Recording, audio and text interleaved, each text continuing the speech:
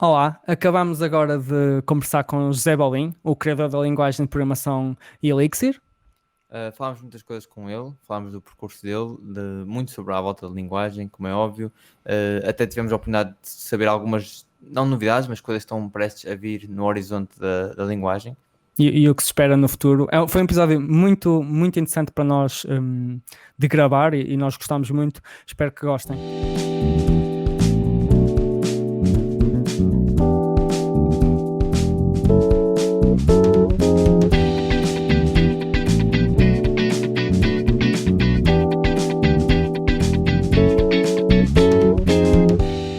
Nós sabemos que, essencialmente, quando começaste a programar a sério, foi na faculdade.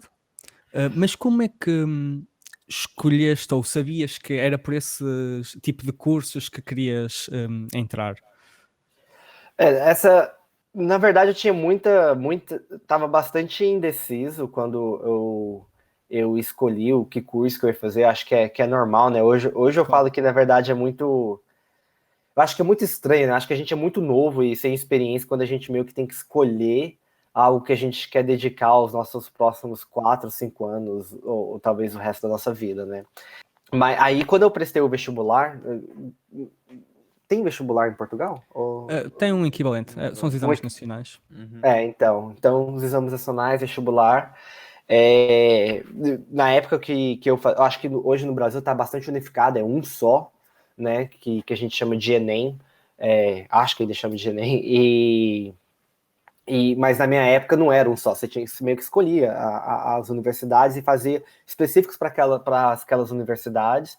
Aí eu fiz engenharia da computação, fiz ciência da computação, fiz engenharia, e eu passei no vestibular em alguns lugares, e onde eu cursei mesmo foi engenharia na USP, que na época você simplesmente entrava como engenheiro, você não escolhia.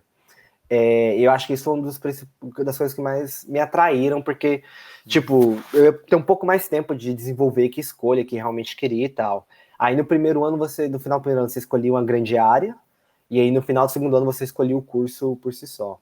Mas eu passei em alguns lugares e, tipo, foi meio bem. Eu sempre fui meio largado com esse tipo de coisa, né? Então, não fazia muita pesquisa, assim. Então, por exemplo, eu sabia a USP, Universidade de São Paulo, sabia que era uma universidade enorme, era referência e tal.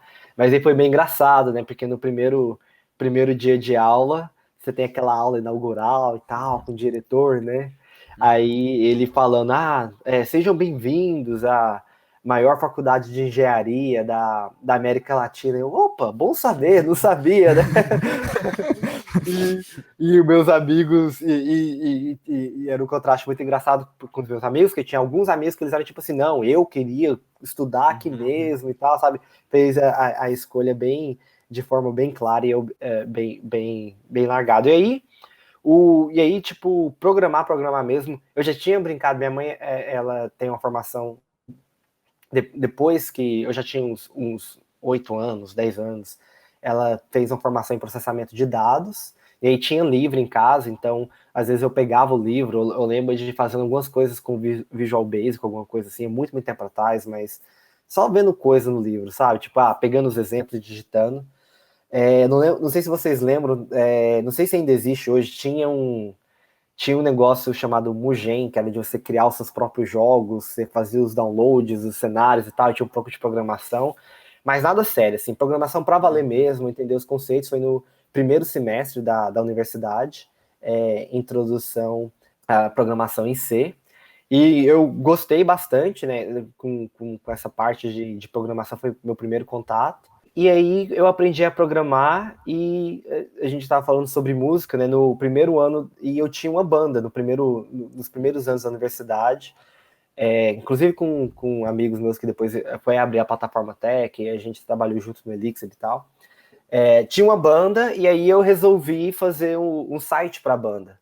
Isso foi em 2004, tá? O site foi um site em Flash. Aí eu aprendi ActionScript 2 na época, e aí foi quando eu aprendi algo por conta própria em relação à programação mesmo. fiz o site da banda e tal, descobri como que coloca no ar, coloquei o site da banda no ar, domínio e tal, tudo que precisava fazer. E aí depois eu gostei e fui aprofundando. Aí depois eu aprendi um pouco de PHP e MySQL com banco de dados, né? Primeiro banco de dados que eu aprendi. Cometi meus erros também. Eu lembro que, por exemplo, aí eu fui aprendendo a fazer o site, aí acho que um dos primeiros projetos assim que eu fui freelancer, né? Foi um evento organizado da universidade, onde o pessoal tinha que fazer o cadastro, né? E aí eu estava fazendo a aplicação lá em Flash, né? Com o cadastro, e aí eu não sabia de banco de dados na época, então na hora que o pessoal preenchia, eu escrevia o cadastro em um arquivo XML que estava em disco, né? E aí, em um momento, não escrevia testes na época, acho que o pessoal nem escrevia teste para Flash. Em algum momento eu fiz uma mudança na aplicação e eu cometi o erro de limpar os campos antes de salvar para o arquivo XML. Então, o pessoal que estava rodando o site do evento, depois eles me ligaram, me mandaram e-mail, sei lá como que a gente se comunicava 15 anos atrás, mas eles me falaram, olha, a gente tá vendo que tá chegando um monte de entrada aqui, de pessoal fazendo cadastro, mas os campos são todos vazios, né? Aí eu achei o erro, né? Mas aí é o problema, né? Tipo, a gente não sabe o nome das pessoas, como que eles vão poder fazer o crachá, esse tipo de coisa, não tem informação nenhuma, perdeu tudo, né? Mas enfim, aí fui aprendendo PHP, MySQL, e ao mesmo tempo na universidade eu falei que tinha as grandes áreas, né? Então era mecânica, civil, química e elétrica, eu escolhi engenharia elétrica, e depois eu acabei escolhendo automação e controle, exatamente porque eu tava aprendendo toda essa parte de programação por conta própria. Falei, pô, eu tô conseguindo me virar bem por conta própria, então deixa eu fazer minha graduação em algo como automação e controle e tal, para aprender outras áreas, mas que tinha um foco legal em matemática, que eu gostava bastante. E aí formei em automação e controle, meu mestrado foi em mecatrônica, e as duas são disciplinas que o objetivo é ser coisas mais gerais mesmo, né? Você está aprendendo um pouco sobre diversas áreas e tal. Mas na prática, sim, quando eu estava inclusive quando eu fui na Itália fazer o meu mestrado, eu tinha que escolher uma área relacionada à área que eu fazia lá no Brasil, porque era um programa de diploma duplo, mas eu já sabia naquela altura do campeonato que eu provavelmente não vou colocar nada disso em prática, e já sabia que provavelmente eu ia acabar ficando lá da programação mesmo, desenvolvimento de software e tal. Aí, eventualmente, eu conheci o Ruby e Rails, e aí foi quando começou a minha carreira mais, eu diria, minha carreira profissional mesmo, né? Trabalhando com essas coisas de forma profissional, fazendo open source, palestrando em evento e por aí vai.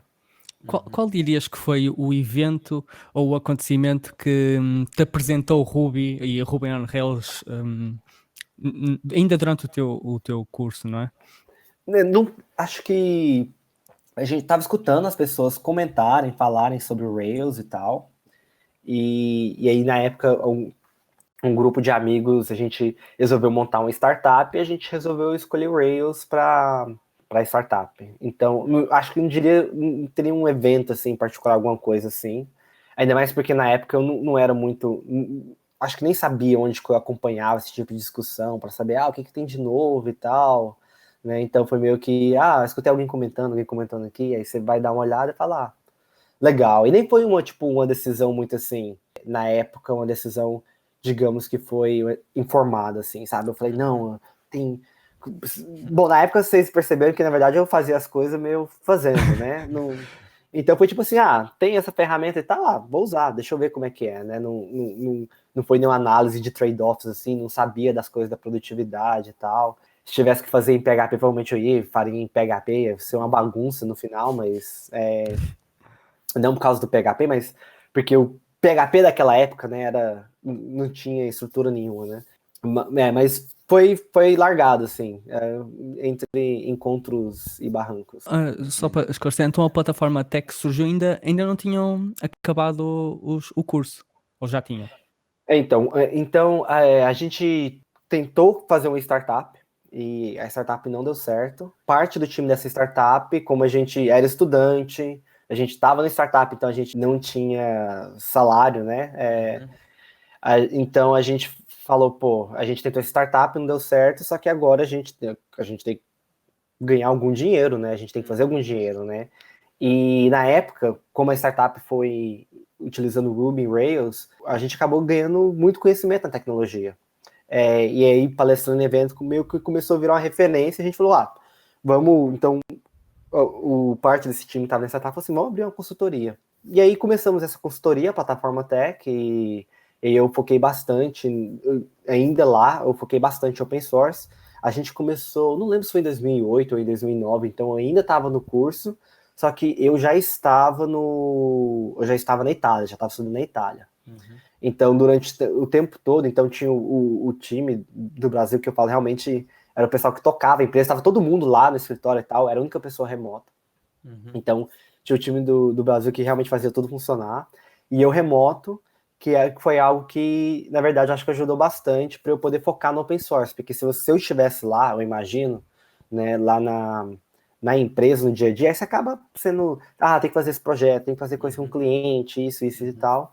E aí o meu remoto me deu mais flexibilidade de falar assim, opa, peraí, vou pegar esse tempo e focar nisso daqui.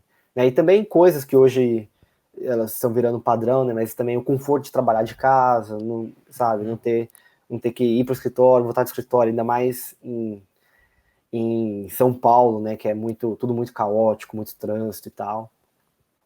Tudo isso ajudou, mas então quando tudo isso aconteceu, a criação da Plataforma Tech, eu ainda não tinha terminado o curso. E depois tu, no trabalho que desenvolveste na Plataforma Tech e no Ruby, acabaste por chegar a um ponto em que decidiste que se calhar o Ruby on Rails não chegava para aquilo que seriam as novas necessidades. E foi aí que começou a surgir o Elixir. Conta-nos um bocado dessa história. O Elixir foi mais na questão, eu acho que a gente estava vendo, né, que até esse ponto, né, eu estava tudo bem largado, né, as decisões eram meio, as coisas vinham, né, e eu acho que esse foi o momento que eu comecei a pensar nas coisas de forma mais estruturadas, né, e um pouquinho antes disso, né.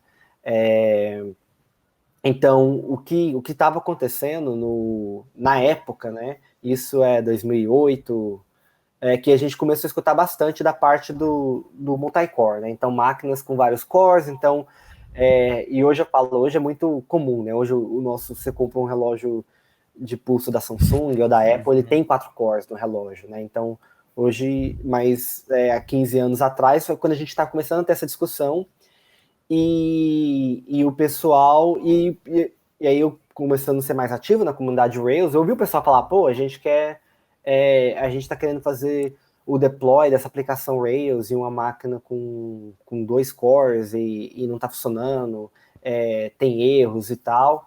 Então eu comecei a escutar essa conversa, e comecei a escutar que esse negócio de concorrência é o futuro, software que consegue rodar de forma concorrente é o futuro, e aí comecei a aprender mais sobre a lei de Moore, né, que a gente não vai conseguir, vai acabar em algum momento, né, a gente não vai conseguir dobrar o número dobrar a eficiência do processador e produzir isso de forma efetiva a cada 2 anos, né, então eu falei, pô, e aí estava tendo trabalhos no Rails em relação à concorrência, né, e a poder funcionar com multi-core.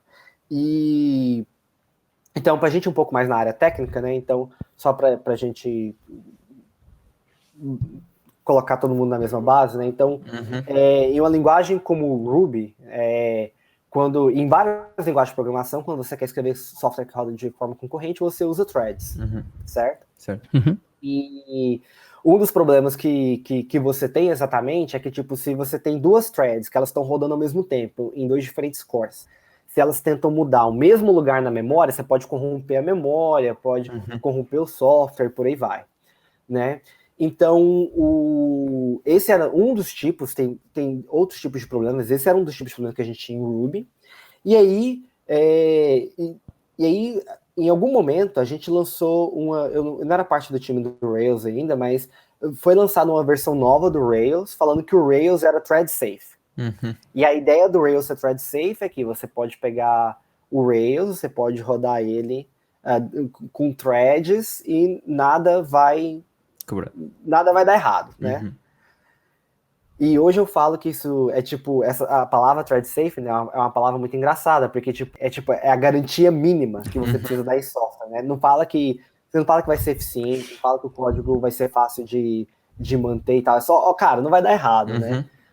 Aí eu até brinco, imagina você sendo um consultor, né, e você tem que vender um projeto, né, aí o pessoal fala, o que você garante? Olha, o software vai ser eficiente, vai ser fácil de usar? Você fala, não, eu só garanto que não vai dar errado.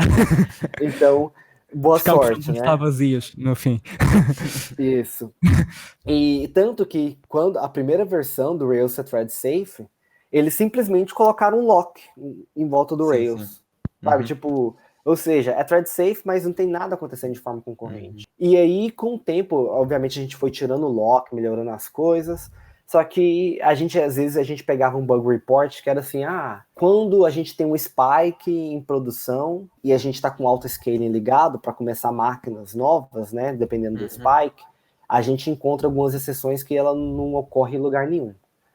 E por quê, né? Isso era porque na hora que você colocava uma máquina nova quando tem um spike, aquele servidor tinha que inicializar enquanto os requests estavam chegando, e essa inicialização com vários requests concorrentes acabava exercitando alguns paths no código, caminhos no código, que agora, rodando dessa forma concorrente, tem erros, tem exceções e tal. E aí, tipo, debugar, entender todos esses issues é bastante complexo, que até reproduzir é um cenário bem específico, né? Então eu falei, pô, se concorrência, multicore e tal, vai ser o futuro, eu quero ver quais outras opções que a gente tem para resolver esse tipo de problema, né? Então foi algo bem estruturado, assim, eu falei assim, olha, tem esse problema e tal, e eu acho que a gente tem que achar soluções, e eu comecei a buscar por soluções. E eu falo que nessa jornada teve duas coisas que eu falo que 2 pontos assim que eu falei, putz, não tem volta, não tem como eu voltar para fazer o que eu fazia antes. Então o primeiro foi quando eu encontrei programação funcional, e programação funcional pode significar diversas coisas, sabe? Pode ser o foco mais na matemática, o foco mais em tipagem e tal. Mas para mim, na época, programação funcional era simplesmente o ponto de imutabilidade. Porque a gente falou, um dos problemas que a gente tem com threads é que imagina que tem duas threads tentando mudar a mesma estrutura de dados, o mesmo lugar na memória. Elas podem corromper aquilo. Mas se você tem uma linguagem que é imutável, as estruturas de dados, elas, por default, em sua grande maioria, elas são imutáveis, você não está mudando mais o mesmo lugar em memória, você está transformando. E eu acho que isso também, e para mim não foi só a questão de a concorrência, imutabilidade, deixar isso mais fácil, eu acho também que código imutável, ele é mais fácil de entender. Porque o código, ele é claro, olha, tudo que você precisa passar como input, tudo que você precisa receber, você recebe como output. Então, todas as mudanças que qualquer função, qualquer pedaço do código precisa fazer, você tem claramente passar os inputs e receber os outputs. Não tem nenhum estado mudando. Então, às vezes você fala assim, putz, eu chamei, você tá trabalhando com a linguagem orientada a objetos, aí você fala, olha, eu chamei esse método para fazer isso, mas ele foi e modificou o parâmetro que eu dei, ou eu chamei esse método para fazer isso, e aí ele mudou uma outra coisa que eu não esperava. Então, você acaba tendo esses relacionamentos que complicam você entender o software. Então, esse para mim foi o primeiro ponto, foi a programação funcional. Falei, legal, então curti bastante, né?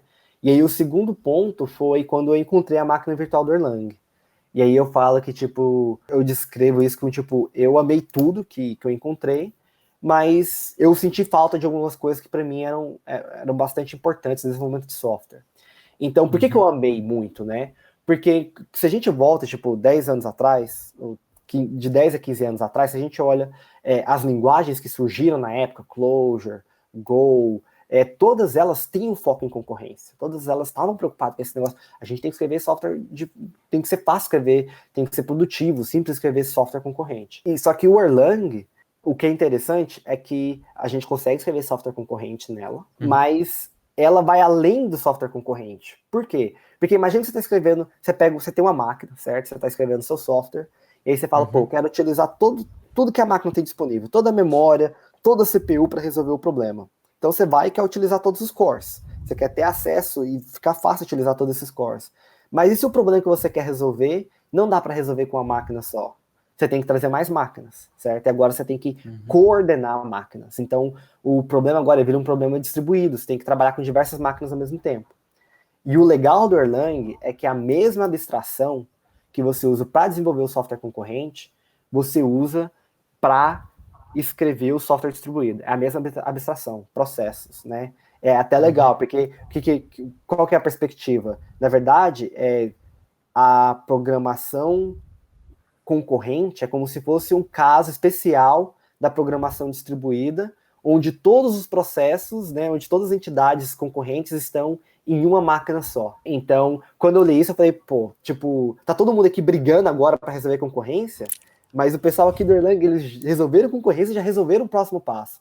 Então, para mim, na época, né, e ainda hoje, tá bem adiante, né? Então, aí eu falei, legal, eu quero... E aí eu senti falta de algumas coisas, senti falta da questão, por exemplo, a gente pode discutir depois, mas de construções para o polimorfismo, algumas coisas relacionadas à metaprogramação, e eventualmente isso trouxe eu a tentar desenvolver uma linguagem de programação que eventualmente virou o Elixir. Faltava também muito daquilo que tu tinhas experiência do Ruby, do Ruby on Rails, agora trazer para esta nova tecnologia em cima da BIM. Uma coisa que nós estamos muito interessados, até com técnico que quiseres, porque não é qualquer pessoa que faz uma linguagem de programação, como é que esse processo acontece? Desde a concepção até a parte final, consegues levar um bocado por esse caminho? No começo eu não fui com proposta assim, nossa, eu quero criar uma linguagem de programação para outras pessoas utilizarem e tal. Eu fui tipo assim, olha, eu quero para aprender, tá? Tipo assim, tem essa plataforma nova, essa máquina virtual nova do Erlang, e eu vejo que tem pessoas experimentando em criar linguagens de programações para ela. Então, na época, tinha até uma linguagem chamada Rhea, que é muito mais inspirado no Ruby do que Elixir é. Tipo, era orientado a objetos e tal. Eu falei, quero aprender e tal. E aí vai ser meio que, tipo, o meu projeto para aprender mais também sobre a plataforma, como as coisas funcionam. Então, foi meio que um motivo, tipo, curiosidade, aprendizado, né? Eu falo, tipo assim, a grande maioria das pessoas, quando tem um problema, elas não falam, eu vou criar uma linguagem de programação para resolver, né? Porque aí você agora você tem, tipo, 10 mil problemas, né? Então foi primeiro com o aprendizado, e inclusive eu sabia, olha, eu gostaria de fazer tais coisas, por exemplo, igual eu faço em Ruby. E aí, nessa época, a minha primeira reação foi tipo assim, cara, deixa eu trazer a feature como ela existe no Ruby. Então, porque era o jeito que eu estava mais familiar, era a plataforma que eu mais conhecia e tal. E isso deu errado, de várias coisas que na época, então isso não era o Elixir de hoje, mas quando eu estava experimentando e tal, várias coisas de tentar trazer, ela simplesmente não funciona, não dava certo, não tinha um mapping bom com a programação funcional, com como que a máquina virtual funciona, e por aí vai. Aí, então, eu brinquei nesse projeto, tá tudo no GitHub, então se você voltar lá nos primeiros commits do Elixir, você vai ver que essa experimentação era uma linguagem orientada a objetos e tal, era bem diferente de hoje, simplesmente brincando com as ideias. E aí, tipo, isso durou uns 4 meses, 5 meses, e eu simplesmente aprendi, igual eu falei, como eu não tenho a formação em ciência da computação, eu aprendi, tipo, por lendo as coisas, ou vendo um outro projeto, mas meio que por conta própria. Até comprei o livro do Dragão, né, de compilador, o clássico, acho que ele tá aqui até hoje, só que eu provavelmente não passei da página 50 ou da página 100, assim, fiquei... É porque você começa a ler e você fala, não, quero tentar, né, quero explorar e tal, essas ideias, legal, isso daqui. Aí eu sempre acabava voltando pro computador, né, acabava não lendo muito. Isso, então, aí aprendi a parte de toda a estrutura do compilador, a parte de passes, o parse, tokenização, não era familiar com nada disso, mas fui aprendendo. E aí eu fiz esse protótipo que basicamente deu errado, as ideias, que igual eu falei, estava tentando trazer as coisas, não estava encaixando.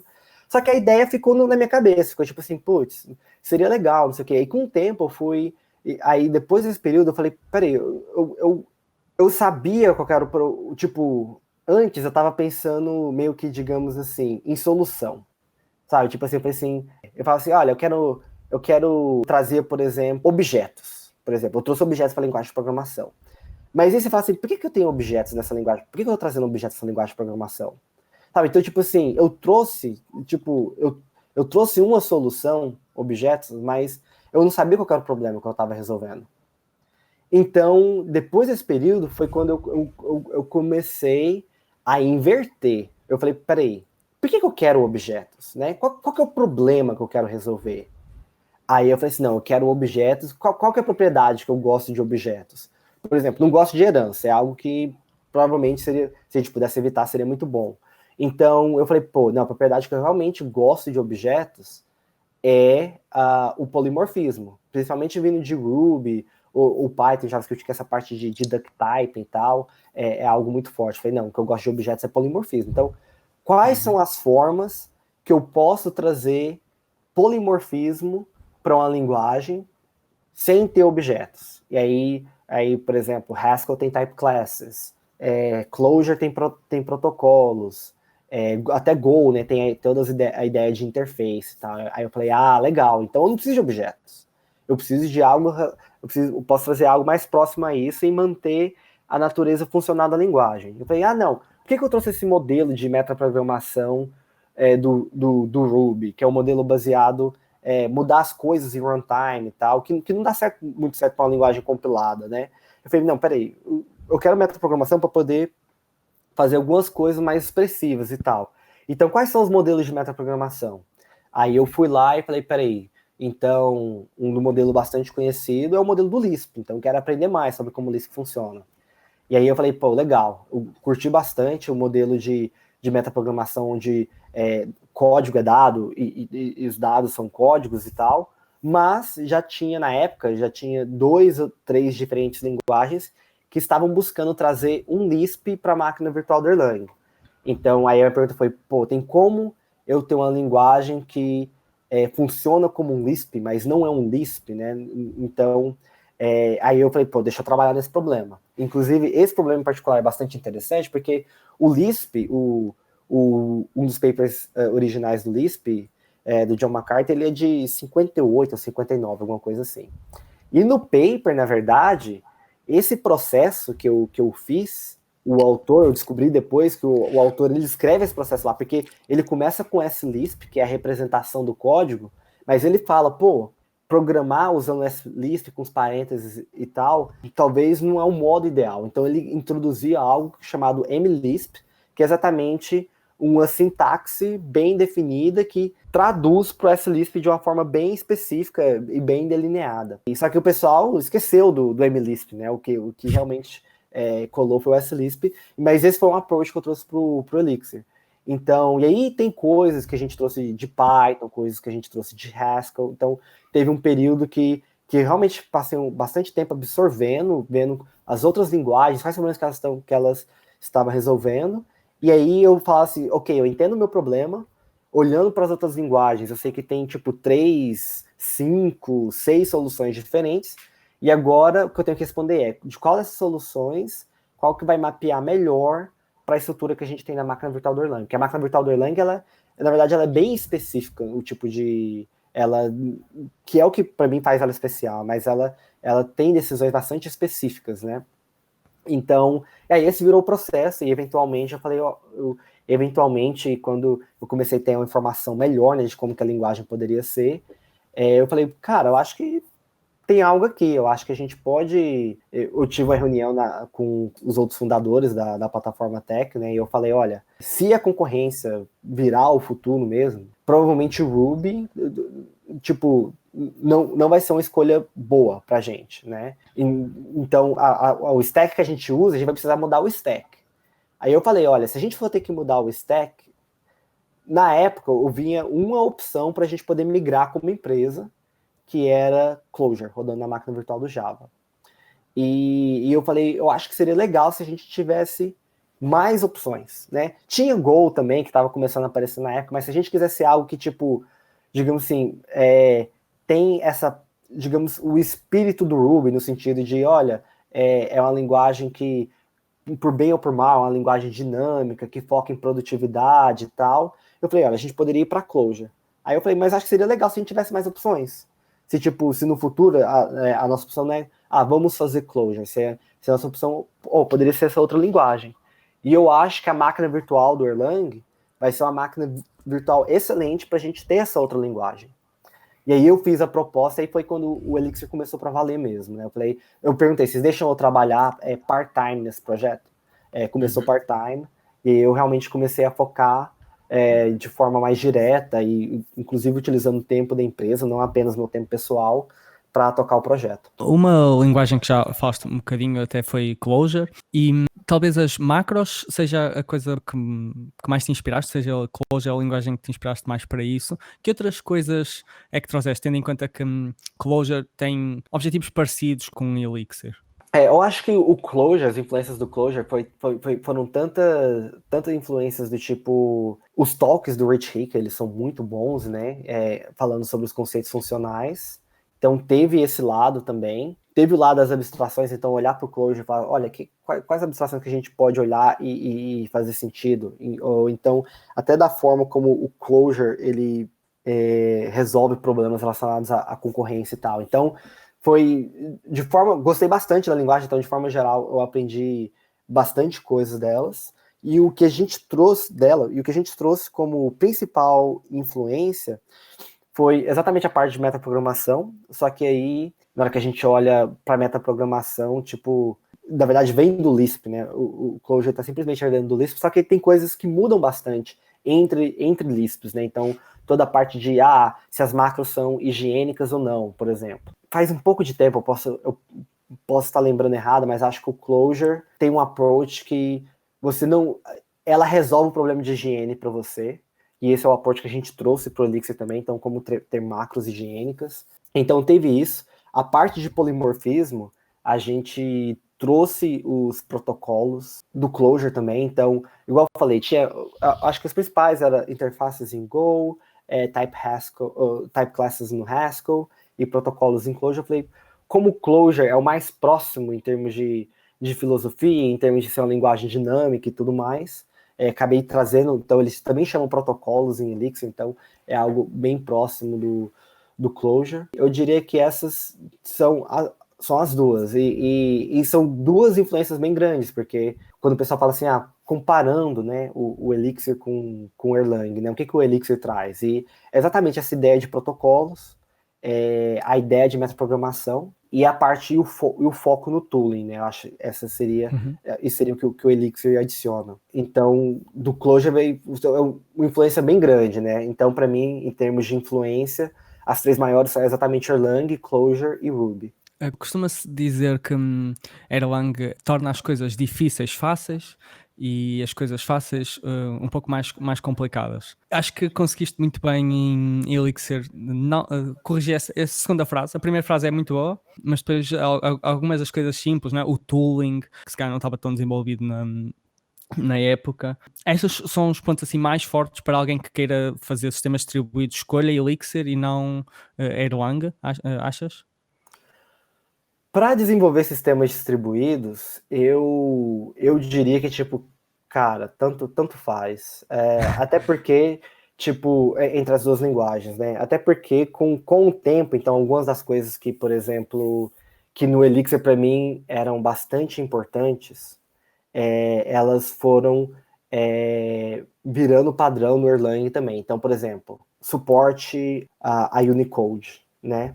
Eu, como um brasileiro morando na Polônia, se eu quiser escrever o meu nome, o nome da minha esposa, tem que ter um suporte a Unicode bom, né? E isso era algo que na época não existia no Erlang de forma direta, existia através de bibliotecas, mas para mim nenhuma resolveu o problema de forma satisfatória, porque algumas era quando a máquina virtual começava, por exemplo, eles liam um arquivo Unicode e carregavam em memória e tal, e aí o jeito que a gente resolveu é até interessante esse problema em particular, porque hoje o Erlang ele melhorou bastante nessa área, acho que ele tem algumas partes que eu pessoalmente eu melhoraria, mas porque no Elixir, como a gente resolveu o problema, como tem essa parte de metaprogramação, a gente pega o arquivo que o Unicode, né, a organização, eu não lembro o nome da organização, mas é alguma coisa com Unicode, talvez consórcio Unicode, alguma coisa assim, E eles têm os arquivos que falam, olha,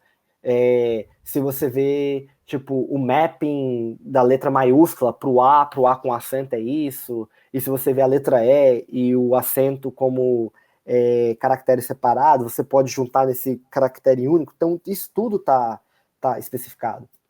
Então, a gente lê os arquivos, né? E a gente metaprograma um módulo lá enquanto o arquivo é executado. E essa é uma forma muito eficiente que a gente achou de resolver esses problemas, né? E aí você paga o preço, né? Toda vez que você começa a máquina virtual, o preço você só paga quando você compila o código, né? E como é parte do Elixir, você vai compilar o Elixir apenas uma vez, apenas quando instala, se ele já não vier pré-compilado. Então, foi legal a forma que a gente resolveu esse problema. E aí é legal que hoje o Erlang, ele resolveu esse problema usando a mesma técnica. Então eles estão metaprogramando o módulo, só que apenas a forma de metaprogramar que é diferente no Erlang. Então você executa um arquivo que aí vai construir com strings, construir um outro módulo que aí você compila. Eu acho que é uma forma bem interessante que mostra os diferentes approaches da linguagem. O estilo da solução, que é resolver em tempo de metaprogramação, né, entre aspas, né, e a compilação é a mesma. E eu acho uma contribuição legal do Elixir, né, porque a gente que explorou o problema, né, e explorou a solução, e isso hoje é parte da máquina do Erlang, né, inclusive a próxima versão, por um bom tempo, a gente meio que tinha uma duplicação, tanto o Elixir quanto o Erlang, eles incluíam esse módulo metaprogramado, né? E na próxima versão do Elixir, eu finalmente retirei o módulo do Elixir, parte desses módulos do Elixir, para a gente depender apenas da versão que vem no Erlang, né? Então, voltando à sua pergunta, eu diria, então, tipo, tem diversas melhorias e tal. Uma das coisas que a gente trouxe, por exemplo, o GenServer antes, que é como você define um comportamento de processos em Erlang e Elixir. No Erlang, antes, toda vez que você queria definir o GenServer, você tinha que definir 6 callbacks diferentes, por exemplo. Então, você fala assim, olha, eu quero implementar isso, então você tem que definir 6, se você não definir 6, meio que as coisas não funcionam. Né? Então, era muito... Então, o pessoal tinha até um comando do Emacs e tal, que o pessoal utilizava para meio que jogar o código lá com os templates para você preencher, né? E aí o Elixir trouxe a ideia, tipo, a gente pode fazer que algum desses callbacks, na verdade, sejam opcionais. Não precisa definir todos, né? Aí é interessante, porque o Elixir, ele acabou fazendo muitas coisas opcionais, mais do que deveria. E aí o Erlang, ele pegou essa ideia do Elixir, não vou deixar alguns callbacks opcionais mesmos. E aí depois a gente... Então, tipo, o Elixir foi muito para lá, o Erlang, tipo, deixou muito opcional, o Erlang deixou um pouco, e hoje a gente se encontra no mesmo lugar, com a mesma ideia, os mesmos princípios. Então, se for para construir, tipo, sistemas distribuídos, assim, eu diria, cara, tanto faz, para ser bem honesto, porque o que vai fazer realmente a diferença é a plataforma, né? Uhum.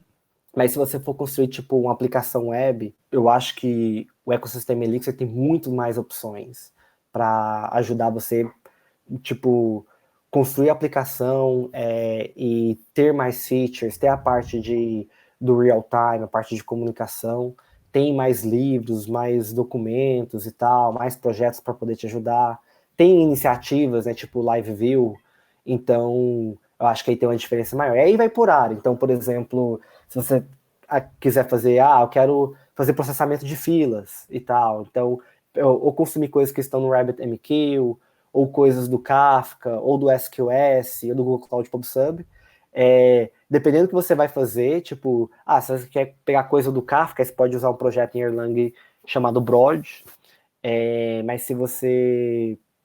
O do RabbitMQ também tem as bibliotecas, mas no Elixir a gente tem essa biblioteca meio framework, não framework, mas é uma biblioteca chamada Broadway. E aí o Broadway é uma mesma abstração que você usa para resolver isso tudo, e ele faz várias coisas, partitioning, batching e tal, então talvez é uma vantagem. Também.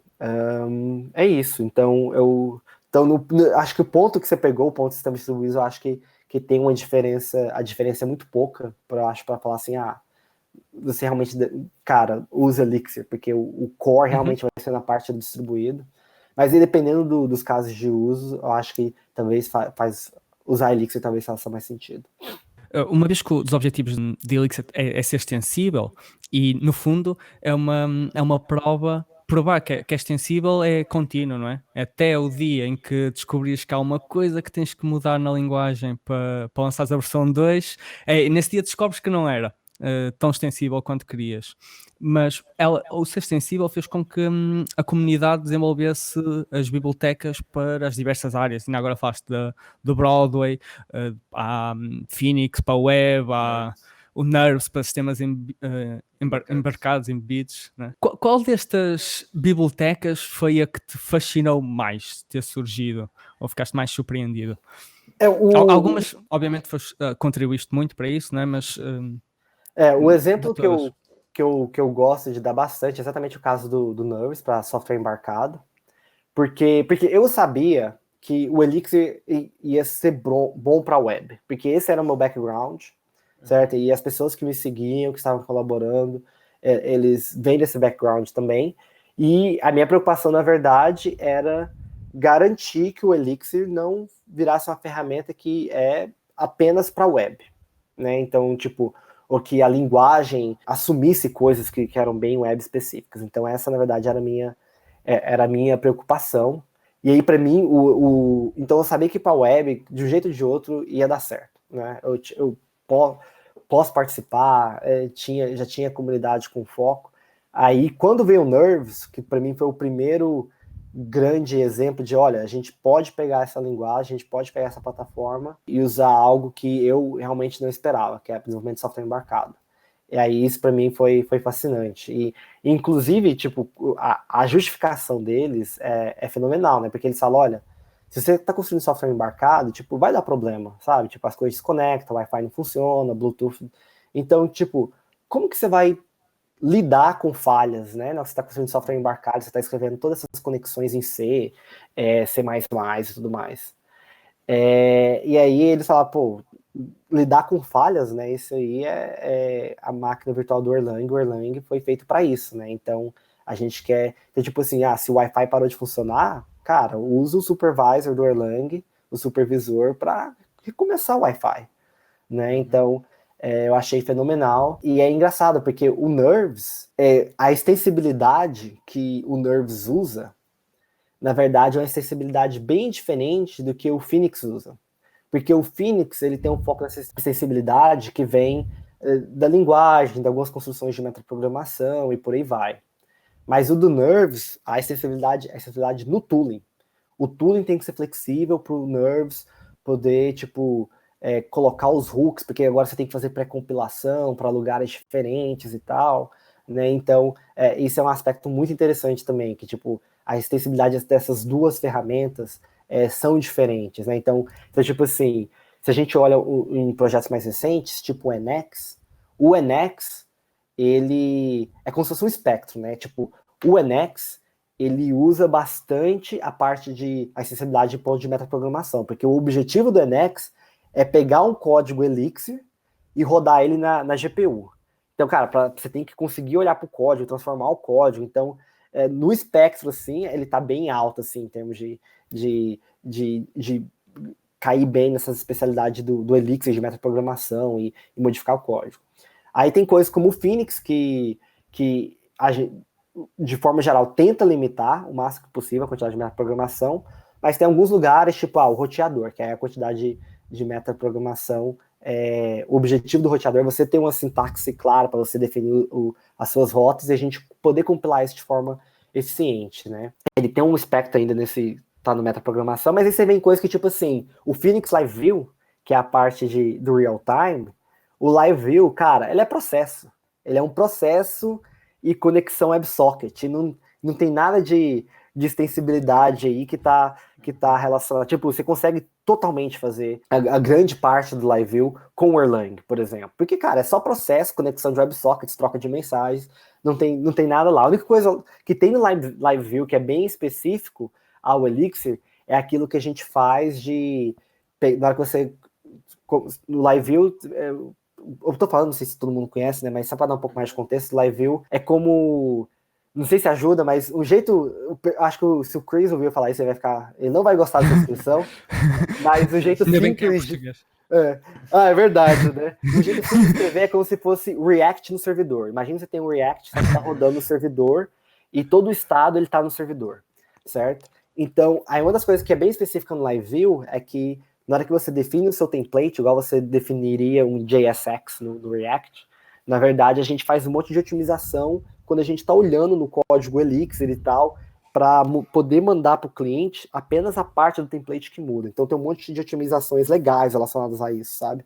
E isso é bem Elixir, específico ao Elixir, mas o resto é tipo, cara, é só Erlang, né? E aí o Broadway, e aí do outro lado do espectro, né? Então você é Next num lado aqui que realmente tá usando várias features da linguagem em termos de acessibilidade e metaprogramação. Aí a gente tem do outro lado, a gente tem tipo o Broadway, que, cara, processo. A gente tá criando uma árvore de supervisão e tal. Ele é construído em cima de algo chamado GenStage, que é como se fosse um comportamento igual ao GenServer, mas construído em cima. Cara, tudo biblioteca dava para fazer em Erlang tranquilo. E eu diria, pelo que eu entendo, grande parte do Nervous também, né? Então, o meu ponto final é, tipo assim, realmente, para diversas coisas, a vantagem, a diferença, tipo, é a plataforma, em sua grande maioria, né? Quando o Phoenix surgiu e começou a ficar mais popular, começaram a surgir as frameworks para web, né? Que era, acho que até numa palestra, numa entrevista, tu dizes, era o Express para Elixir, ou era o Rails do Elixir. E depois o que o Phoenix trouxe foi mais a questão do real-time, com os Phoenix Channels e assim. Mas será que consegue-nos explicar a nós e aos nossos ouvintes a principal diferença entre soft real-time e hard real-time, que é uma questão que acaba por surgir várias vezes e parece que a máquina virtual da Erlang é melhor em soft real-time, se não estou enganado? Isso, então o hard real-time é que muda bastante. Tem pessoas que usam web real-time, porque tem gente que às vezes é um assunto, dependendo de quem você pergunta, é um assunto polêmico, né? Que tem gente que fala, não, real-time é real-time, né? Ou você é real-time ou você não é real-time. Como você pode ser soft real-time, certo? E aí, ao mesmo lado, eu entendo que tem pessoas que falam, tipo assim, pô, não quero ser chamado de software real-time, né? Pô, eu coloquei tanto trabalho aqui, o pessoal tá me falando que é soft, né?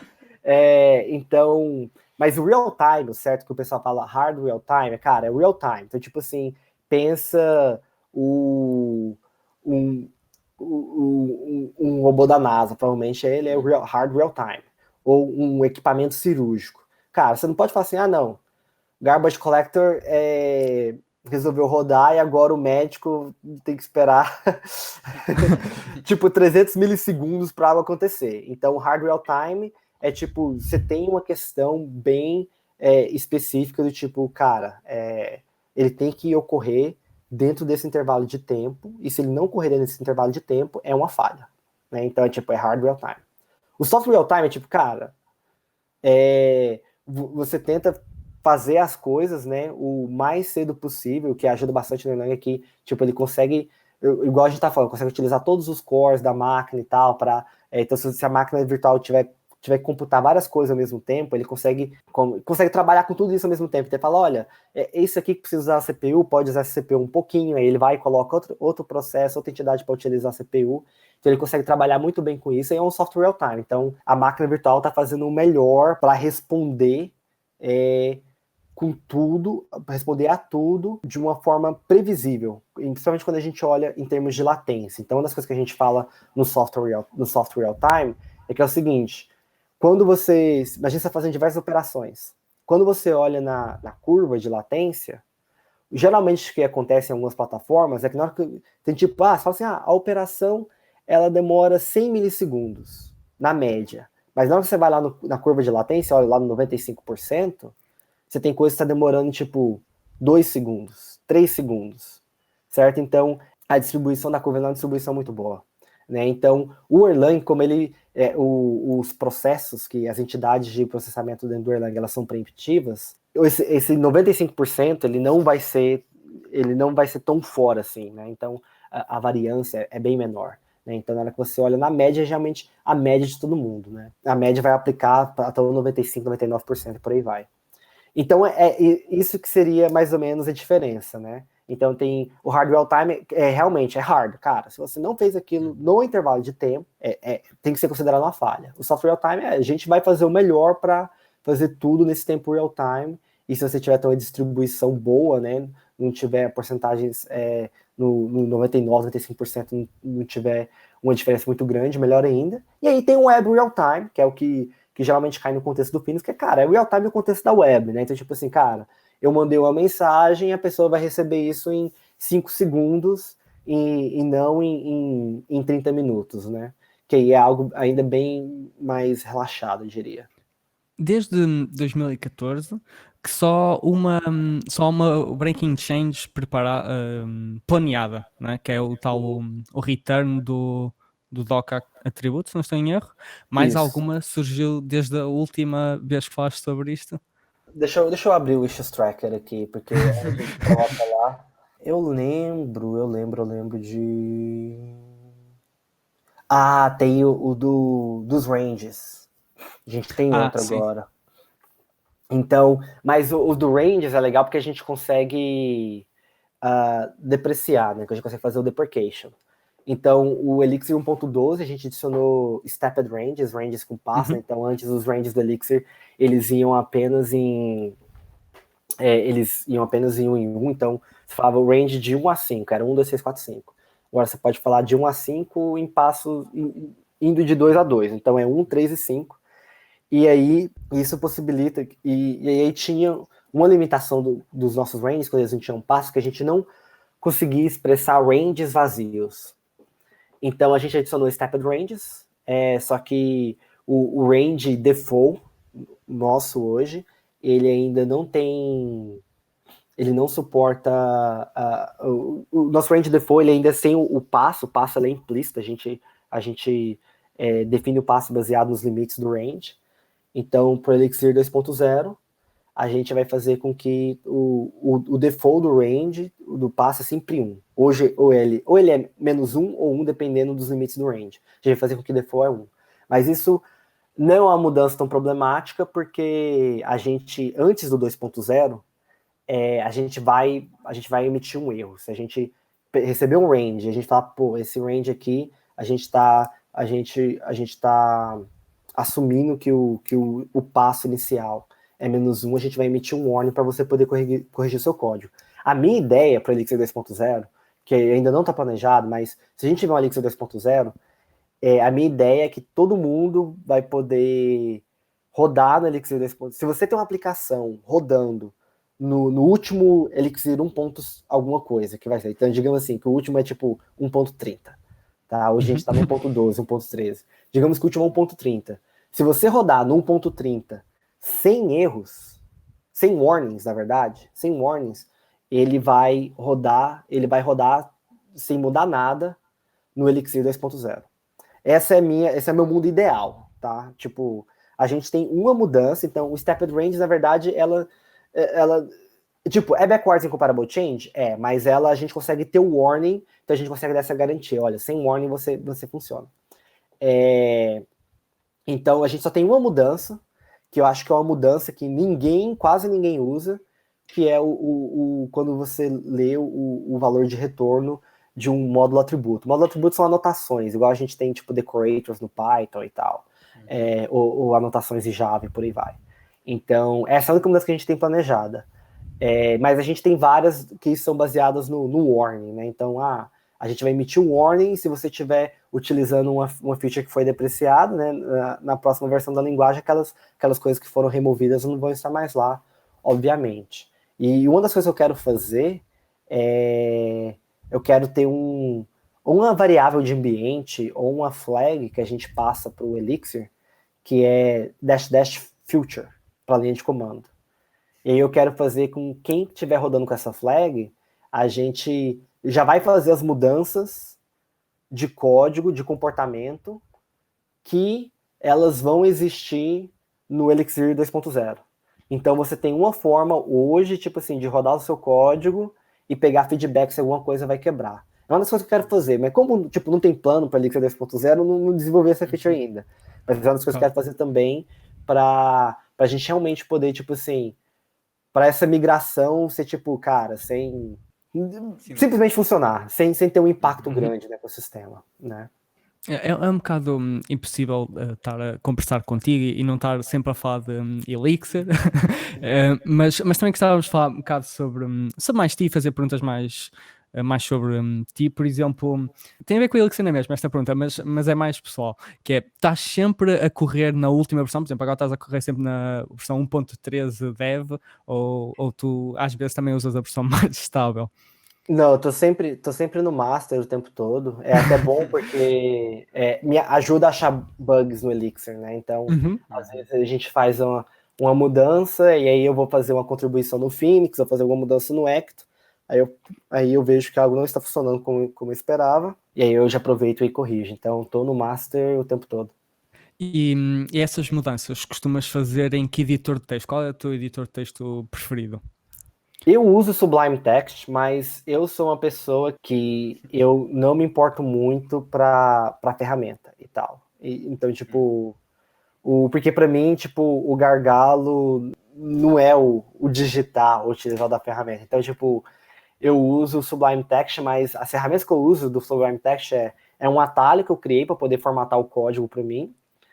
E eu uso a parte que você pode selecionar várias linhas ou colocar o cursor em diversos lugares, isso, para mudar. E é isso. E também tem que ter um search or replace bom, né? Então, eu invisto muito pouco em termos de editor e tal. Mas esse é um tópico interessante porque é importante, né? Embora eu use muito pouco, eu sei que é bastante importante para a comunidade, para os desenvolvedores e tal. E a gente começou a trabalhar nessa ferramenta que é o Livebook, né? Que é um notebook de código, né? De documentação e código em Elixir. E a gente está adicionando features lá. Então, você fazer mouse over na função, ele trouxer a documentação, fazer sugestão e tal, autocomplete, todo esse tipo de coisa, né? E eu sei que tem um projeto que faz isso pro Elixir, chamado Elixir Sense. Então, se você usa um editor e ele tem essas features, autocomplete, ele provavelmente vem nesse projeto Elixir Sense, que ele foi criado pelo Marlos, que trabalha com a gente na Dashbit. Hoje ele é mantido por Ukas, o outro desenvolvedor. E ele fala, tipo, para ter essas features ao longo do tempo, à medida que ele às vezes usa API privadas, que não deveria, mas é a única forma que ele tinha de pegar. Então, tem novas versões do Elixir, isso pode quebrar, porque a nossa garantia é para API pública, não tem como a gente garantir essas coisas para API privadas. E então, agora que a gente está fazendo isso para o Livebook, a minha ideia é de começar a trazer essas features que são usadas por editores para trazer funcionalidade e tal, começar a trazer elas para dentro do próprio Elixir, ter essa funcionalidade lá. Qual é que achas que é a biblioteca que te dá mais prazer usar? Aquela biblioteca que estás a usar e ficas contente, genuinamente contente por estás a usar? Você diz a comunidade? Sim, da comunidade. Qual biblioteca que eu gosto de usar ou que Sim, eu... que gosta de usar, tu, sim.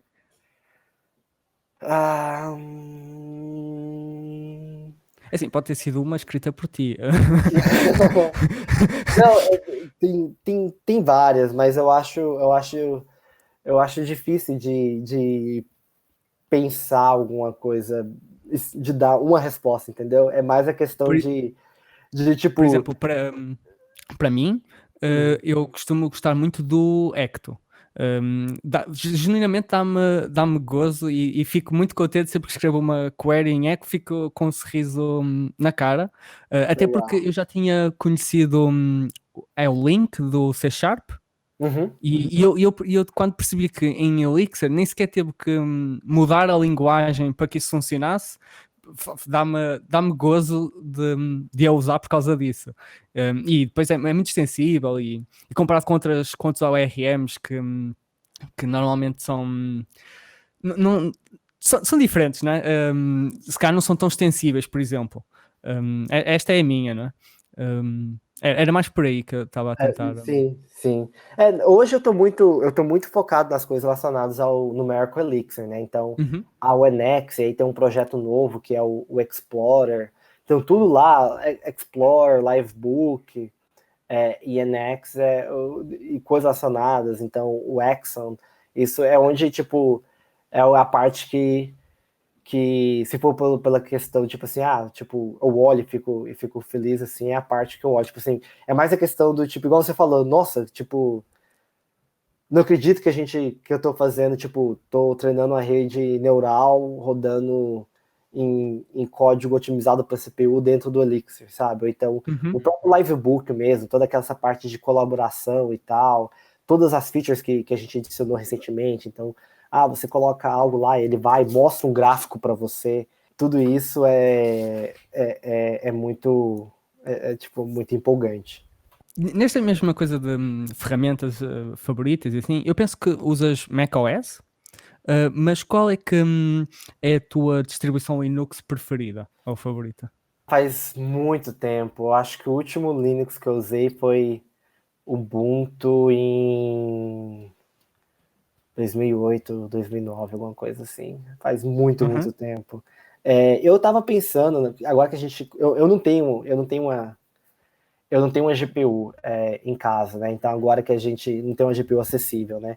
Então agora que a gente começou dessa parte de Numerical Elixir e tal, eu tava pensando, pô, tem que ter um ambiente onde eu consigo rodar as coisas de GPU, né? E aí eu tava pensando em comprar um Linux, mas tô muito indeciso, sabe? Porque, tipo, eu tenho uma mesa, o meu escritório é tipo assim, é 4 metros quadrados aqui no meu quarto, né? E aí eu falei, pô, eu vou comprar um Linux e tal, por exemplo, eu posso colocar aqui embaixo na minha mesa, né? Porque tem que ter algo mais espaçoso para GPUs e tal, mas eu falo, pô, aí eu tenho esse monitor, mas ainda vou continuar utilizando o Mac no dia a dia, muito mais provável, né? Aí então, cara, vou ter dois computadores, assim, um no lado do outro, sabe? Tipo, parece meio demais, meio excessivo, sabe? E aí tem agora a Apple lançou o M1, né? Aí eu falo, Uhum. pô, o M1 ele vem com as coisas relacionadas de GPU e tal, então eu posso utilizar o M1, mas as ferramentas do que a gente usa hoje, o XLA, que elas vêm do TensorFlow, é o mesmo que o TensorFlow usa para compilar para GPU e tal, elas não têm um suporte muito bom para M1. Aí eu não sei se, tipo assim, eu espero, eu ainda não tenho o M1 ainda, então primeiro eu tenho que comprar ele, né, se eu posso trocar, mas aí eu falo, pô, compro o Linux, eu pego o M1, sabe, tipo, tô muito indeciso, então eu tô indo na onda da indecisão, mas talvez eu vou acabar voltando de volta pro Linux relativamente em breve, né? Eu ouvi também que tem algumas soluções hoje interessantes que o pessoal, então se não quiser ter dois monitores, que talvez pode ser uma coisa boa, mas talvez pode ser algo ruim. Você pega um negócio que é USB, aí você coloca na outra máquina e aí você consegue acessar e fazer tudo da sua máquina principal, então não precisa ter dois monitores. Então, tava dando uma olhada nessas coisas, mas ainda não decidi.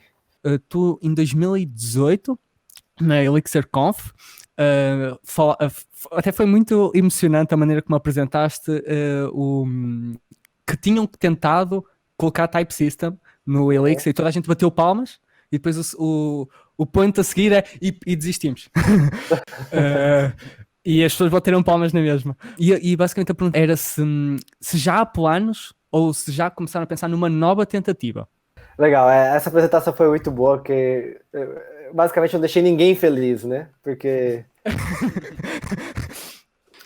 quem queria a tipagem descobriram que eles não iam ter, e quem não quer tipagem agora fica com a pulga atrás da orelha, né? Tipo, eles vão tentar de novo. A gente, hoje, o approach que a gente tá tomando é o seguinte, porque hoje a gente tem um dialyzer, certo? Uhum. E o dialyzer é uma ferramenta que você roda, ele consegue achar bugs no seu código. Só que o dialyzer, ele demora a rodar, as mensagens de erros são difíceis de entender, né?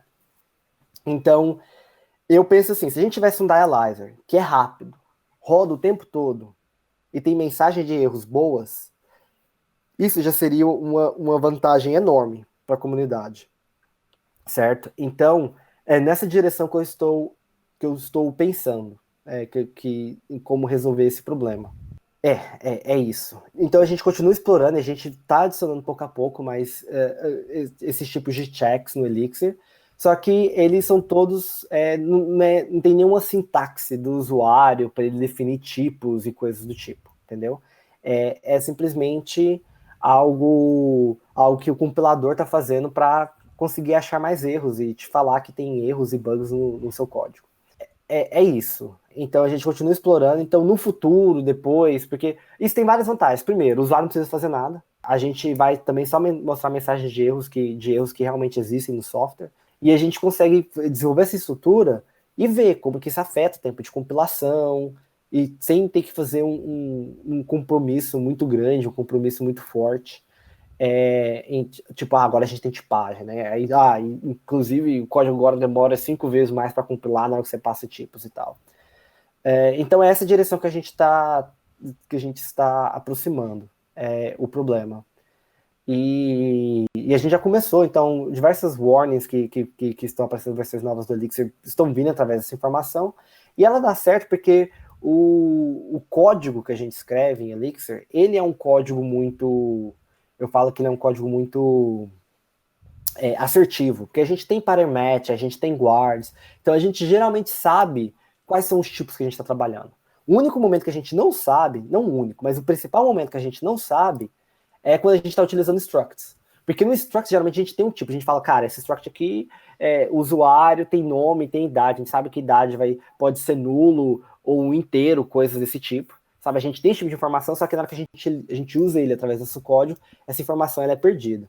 Então, eu diria que, tipo assim, de certa forma, é até mais fácil a gente adicionar tipos primeiro ao structs do que em qualquer outra coisa na linguagem, antes da gente adicionar tipos na linguagem mesmo. Mas é algo que, tipo, tá lá, tá na cabeça, sabe? Eu não comentei isso em lugar nenhum.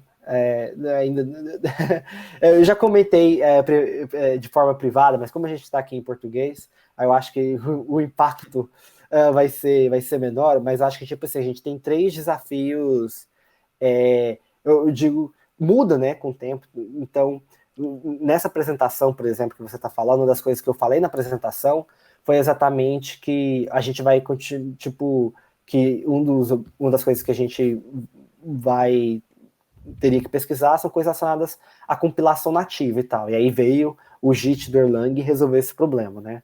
Mas para mim, eu diria que a gente tem 3 áreas principais a explorar, certo? Então, exploração e desafio, né? Então, é a parte de tipagem, e de novo, não significa que a gente vai ter tipo, mas eu acho que é algo que tem que continuar explorando, é importante continuar explorando, não pode parar, certo? Então, essa é uma área. A outra é a área de machine learning, que a gente está trabalhando agora, desde o começo desse ano. Na verdade, no final do ano passado, mas anunciamos esse ano. E a outra é a parte de editor. São, tipo, os 3 focos principais que eu tenho, sabe? Tem que ser essas três áreas. Então, e aí o editor foi aquilo que eu comentei antes de trazer trazer infraestrutura que as ferramentas precisam para a gente responder essas perguntas do Elixir e não colocar o custo disso todo nas ferramentas. Então, essas seriam as 3 áreas principais. Então, sim, respondendo de forma direta, sim, é algo que a gente continua explorando, mas não tem nada definido ainda. Destas 3 áreas, qual é que te entusiasma mais a ti? Todas as 3, eu acho que eu estou bastante empolgado e tal, porque na hora que você pensa nas consequências, né, eu acho que às vezes o empolgar, tipo, às vezes vem da consequência. Tipo, do machine learning eu tô curtindo bastante, então tem essa parte de eu curtir o desenvolver, mas tipo, o sistema de tipagem, se você quiser ter um sistema próprio, você tem que ter um estudante, provavelmente fazendo um PhD, ou um professor, algum pesquisador, que vai desenvolver as regras matemáticas, que eu não tenho a capacidade de fazer isso, certo? Então, tipo, mas na hora que você pensa nas consequências, então, tipo assim, cara, eu já fiz revisão de código em que eu pego bugs, eu falo assim, peraí, essa chamada aqui, cara, acho que não vai dar certo, ou, dado essa combinação de fatores, isso não funciona.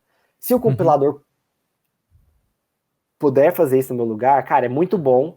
A grande pergunta é o custo, né? Qual que é o custo disso, né? Então, a consequência é muito interessante, né? E eu sou da perspectiva que eu acho que sistemas de tipagem, eles têm uma dualidade engraçada, que é o seguinte: todo sistema de tipagem, ele restringe a linguagem. Não sei se você está usando um sistema de tipagem gradual, mas você pega uma linguagem estática, ela restringe a linguagem, tá? Tem idiomas que você fala assim, cara, esse idioma, a todos os motivos, todos os critérios, ele deveria funcionar, mas ele não funciona porque o sistema de tipagem, você não consegue provar aquilo para o sistema de tipagem. Então, eu acho que o exemplo bem clássico do Haskell é quando você pega uma função e chama ela com ela mesma, algo recursivo assim, que por default, talvez mudou em versões recentes do Haskell, mas antes ele tipo assim, cara, logicamente faz sentido, mas o sistema de tipagem não entende. Mas acho que da mesma forma, na hora que, então, embora ele restrinja a expressividade da linguagem, a linguagem ela consegue fazer menos, eu acho que o sistema de tipagem ele pode ser utilizado para aumentar a expressividade do desenvolvedor. E pode ser utilizado para adicionar construções que fique mais claro para o desenvolvedor falar o seu interesse. Então, um exemplo bem simples, né? Não sei como que é em português, mas discriminated unions, né? Então, tipo assim, você poder declarar, cara, isso aqui só pode ter esses 4 valores. Hoje é algo que a gente faz de forma implícita no Elixir, porque a gente faz o pattern matching, a gente faz todas as cláusulas, mas eu acho que dá expressividade para o desenvolvedor de declarar que tudo vai ser uma daquelas formas, né? E a gente garantir a nível de compilação, eu acho que é uma expressividade que a gente está dando ao desenvolvedor, mesmo que isso pode ser menos expressivo em termos do espaço de software possíveis que você poderia escrever na linguagem. Então eu tenho interesse no sistema de tipagem também, do ponto de vista se a gente dá ferramentas para o desenvolvedor declarar de forma mais clara o que ele quer, eu acho que isso é bastante interessante, além de ter os warnings e os erros, né? E aí, a mesma coisa com a parte de editores, é algo que eu estou empolgado de trabalhar. Por quê? Porque, tipo, quando a gente escreve, quando a gente cria a linguagem, a gente escreve o Tokenize, a gente escreve o Lexer, o Tokenize e o Lexer, ele trabalha em um programa completo. Se o programa estiver incompleto, ele não compila, ele fala, pô, tá incompleto, tem erro. O desafio em trabalhar em ferramentas em abstrações, ferramentas para trabalhar com editores e tal, é porque diversos casos o código está incorreto, o código está errado. Talvez o cara ele começou a digitar, tipo, ele digitou 1 mais, e aí? 1 mais com nada depois é código incompleto, esse código não vai compilar. Mas você ainda tem que entender esse código e dar sugestões para o usuário. Então é um desafio diferente, é interessante, estou empolgado também, as consequências também são muito boas, né? Então, de certa forma, assim, bastante empolgado sobre os 3. Eu acho que, pessoalmente, o que eu tenho mais prazer, provavelmente é a parte de machine learning, em termos de... Porque é tudo muito novo, então estou aprendendo bastante e tal, e já está tendo uma comunidade relativamente... E está crescendo de pessoas que estão investindo e trabalhando nisso também. Então, isso é muito legal. Então, tem uma chance, tipo assim, de ser uma nova subcomunidade dentro da nossa grande comunidade Elixir. Isso é bastante empolgante. Então, é isso. De tudo aquilo que tu nos contaste hoje, aquilo que para mim tem particularmente engraçado é tu explicares o teu percurso e dizeres que eras um bocado go with the flow, ir para a universidade e assim sem escolher muito, sabias que era área de engenharia e depois, esta é a melhor universidade de engenharia. Porquê? Porque nós que acompanhamos o Elixir, a história do Elixir e toda a lógica por trás disso, nós geralmente estamos constantemente a dizer, fogo, aqueles gajos pensaram em tudo, eles têm a lógica correta, tudo o que fazem é o passo certo, vê-se mesmo que fazem as coisas minuciosamente e pensadas. E agora tu estás-me a dizer que a tua vida foi go with the flow, vamos à Ruby porque alguém me disse, para nós foi muito engraçado e novamente muito obrigado por teres vindo cá falar connosco e foi um enorme prazer para nós dois.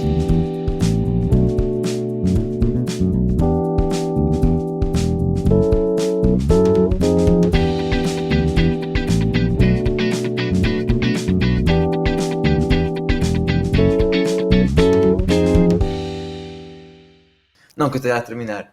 É só porque já Não, estamos aqui. foi uma conversa muito interessante.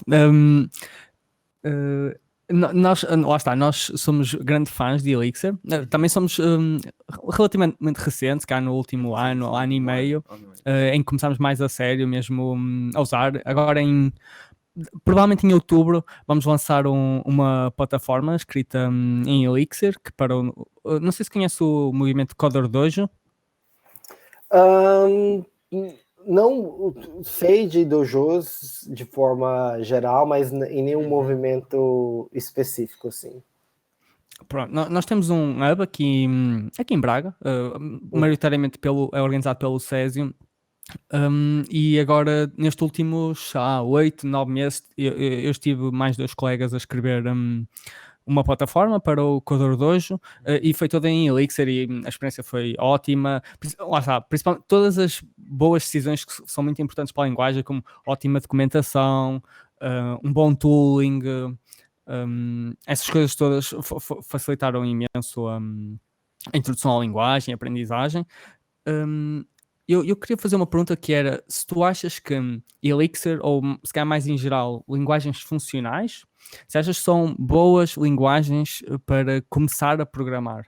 Por exemplo, nos Livebooks, quando eu experimentei, comecei a usar, eu já tinha alguma experiência com Jupyter Notebooks, com Python.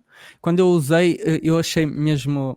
Foi mais uma das coisas que me deu um sorriso na cara, foi, por exemplo, eu correr 2 vezes o mesmo bloco e ter o mesmo resultado.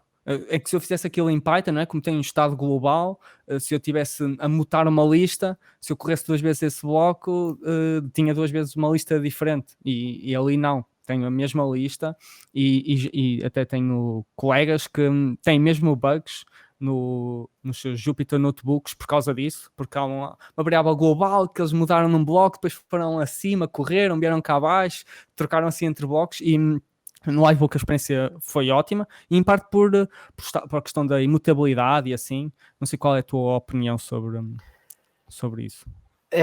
Obviamente tem um viés, né? Mas eu acho que bom, é difícil, né? Porque, por exemplo, eu acho que aprender programação funcional de forma geral me tornou um desenvolvedor melhor, né? Mas eu não sei, tipo assim, se eu me tornei um desenvolvedor melhor, porque eu já tinha experiência, eu aprendi programação funcional, ou por causa da programação funcional. Obviamente é os dois, né? Mas eu não sei, tipo, o tanto de porcentagem que eu vou atribuir para cada lado, né?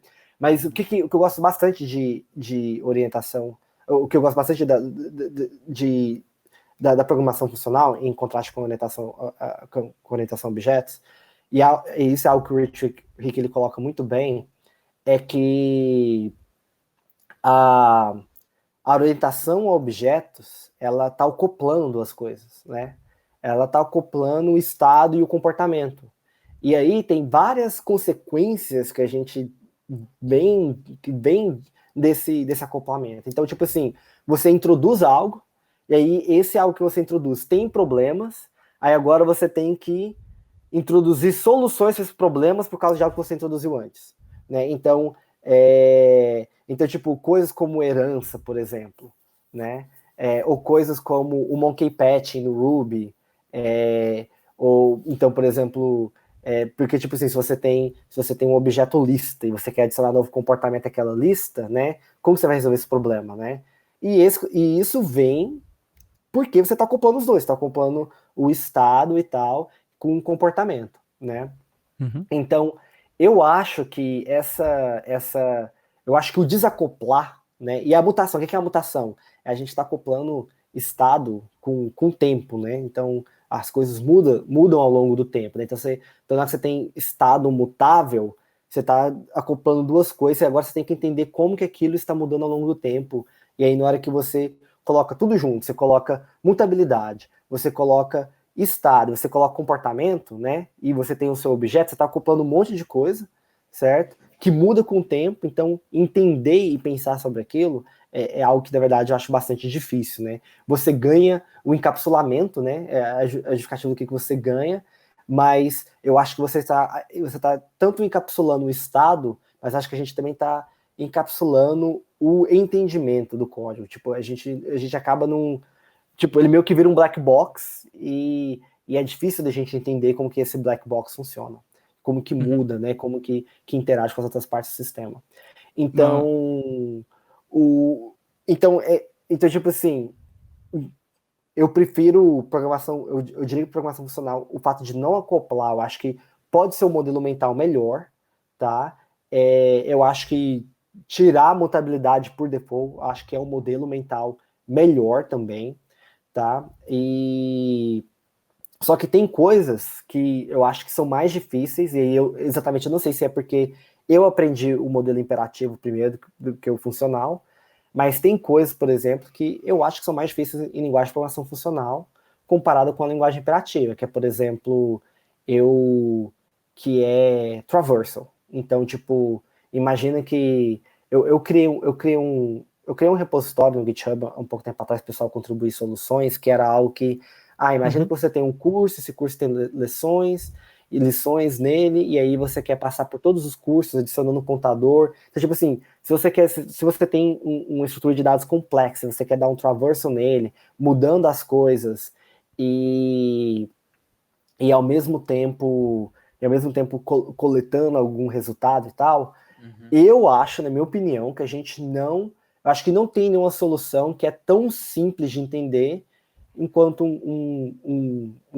loop imperativo. Então, acho que tem esse downside. Eu acho que a gente tem que pensar. Eu acho que map é um idioma bom de se pensar. Filters acho que todos eles são idiomas bons. Eu acho que todos eles são superiores ao traversal. Mas acho que na hora que o problema fica bastante complexo, eu não sei. Não sei nenhuma solução que, tipo, que me agrade, diria assim, sabe? Tipo, então eu acho que em alguns lados as coisas são um pouco mais difíceis e a preocupação de algumas das coisas se tornarem mais difíceis é exatamente colocar uma uma barreira de entrada maior, né? Mas eu acho que no final provavelmente diria que as vantagens elas compensam as desvantagens, na minha opinião. Eu diria só que senti exatamente isso, porque nós, no nosso caso, no nosso curso, aprendemos primeiro programação funcional e depois imperativa. Senti exatamente isso quando programei pela primeira vez em C, que problemas que eu em Haskell tinha exatamente essa dificuldade, em que tinha que ter um acumulador, e geralmente o que eu fazia era com chamadas iterativas e fazia um parâmetro que depois seria o output e isso teria sempre que incrementar lá para dentro e passando sempre o parâmetro para a chamada recursiva seguinte. Depois em C, com apontadores e etc, era fácil, é sempre só mandar para ali e começar a acumular. Nós, como aprendemos funcional primeiro, eu lembro-me quando começamos a aprender em C, para mim todos os problemas resolviam com recursividade. Sim. O professor dava o problema que fosse, pumba, a solução recursiva estava a dar. E foi até difícil trocar o mindset. Foi rápido, mas eu lembro-me que foi tipo... agora não é para fazer assim, ok, deixa-me tentar de forma iterativa. Portanto, nós no fundo temos o percurso ao contrário do teu. Primeiro o funcional, depois imperativo. Uma das vantagens... Desculpa-se. Eu diria, por exemplo, que recursividade não é um problema. Eu acho que é uma ferramenta bom de se ter. Eu acho que é um jeito elegante de resolver, tipo, tanto elegante quanto legível de resolver alguns problemas. Mas a mistura do traversal com a mutação com o accumulator é a parte que, para mim, tipo, eu gostaria muito de ter uma solução para esse problema, uma solução geral, uma solução legível, né? É interessante porque na comunidade Haskell, por exemplo, tem bastante discussões relacionadas a isso, com tipo o Lances e as outras coisas que vieram depois, né? Mas é muito também acoplado do ponto de vista da tipagem, né? E eu gostaria de ver discussões que ocorrem de forma mais a nível de algoritmo e não necessariamente a nível de tipagem, né? Eu sei que outras linguagens, acho que o F#, por exemplo, eles possibilitam que você cria, tipo, referências mutáveis, por exemplo, para casos como esse. Diga, vai, por favor, continua. Ia dizer, uma das vantagens que eu costumo ver, e que eu acho que tem muito a ver com a questão da imutabilidade, é que programar em Elixir, por exemplo, o código costuma ser muito mais explícito do que implícito. Por exemplo, eu lembro quando as duas frameworks mais fortes aqui no Cesium, e recentemente tem sido tudo Phoenix, era Rails, e depois a da altura começámos a migrar muito para Phoenix. E então eu já acabei por programar nas duas bastante. E lembro-me que começar no Rails era tudo muito mágico. As coisas, havia métodos que mudavam coisas, faziam tudo por trás. E depois em Elixir eu via mais os dados a passar de uma função para a outra, via as funções, via os parâmetros, passava tudo, não havia lá parâmetros escondidos, estavam explícitos mesmo, não é? O render recebe a conexão, tu estás a ver o argumento, não é uma instância da classe nem nada.